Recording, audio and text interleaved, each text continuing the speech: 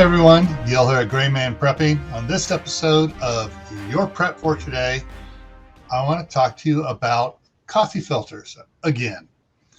Now, some of you are going to be shaking your head again saying, why do I need to get more coffee filters? I have enough to last me for 6 months or a year. Well, there are more uses for coffee filters than just filtering coffee or tea. All right, I got a list over here on the side, so I'm going to be looking off to the side as I look at it. So don't think I'm just ignoring you. So list here. All right. Coffee filters. All right. Between plates and bowls, if you're packing to move somewhere or packing stuff to have it ready to go to your bug out location, and you don't want those plates and stuff to break, put a coffee filter between it. If you have good china and you just store it and you don't take it out except for special occasions, store it with a coffee filter between it. It keeps them from scratching the surfaces. Let's see what else we got here. All right. You have inside of a flower pot. If it's got those big holes in the bottom where, for the water to drain out, you'll notice you get soil draining out of the bottom. Put a coffee filter in the bottom. That'll keep the soil inside, but still allow the water to drain out, excess water. Hang on here. What do we got here? Oh, a colander. A colander for draining stuff.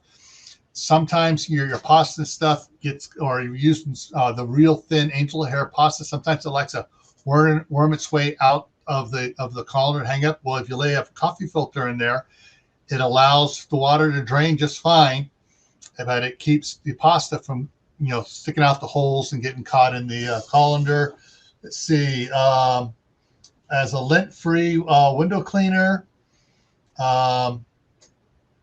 Spice bag for soup. So basically, you take the filter, you put all the soup, the dry ingredients for it, and you can then tie it off and just store a bunch of those together in a bag for your spices and stuff. Also, there are certain spices you add to mixes that you want to get it out.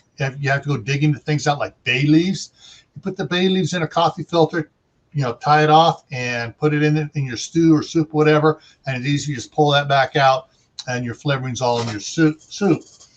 If you have cows, goats, or something you're milking, all right, coffee filters make a great filter for filtering the freshly milked milk from the bucket into the jars. You pour it through a coffee filter, and it keeps any dust or anything that's dirt that's fallen off the animal into the bucket as you're milking from getting into the milk you're going to be drinking. If you're doing vacuum sealing, like in a Seal-A-Meal or a Food Saver, dry powdery stuff such as powdered milk or sugars and stuff, you don't want that powder stuff to be sucked up into your machine and ruin your pump. So after you put your powders in your bag, you take a coffee filter, put it across just inside, below where you're going to be sealing it, put it in the Seal-A-Meal, and as it sucks, it catches the particles from going into your machine and ruining your machine. What else we got here? Starting seeds. If you don't have a bunch of paper towels around, you can use a coffee filter, lay it in on a plate or in a bowl or whatever. Put a little water in there, put your seeds on top of it, and that allows you to chit your seeds in a way that it retains moisture around it to help them chit quicker. All right?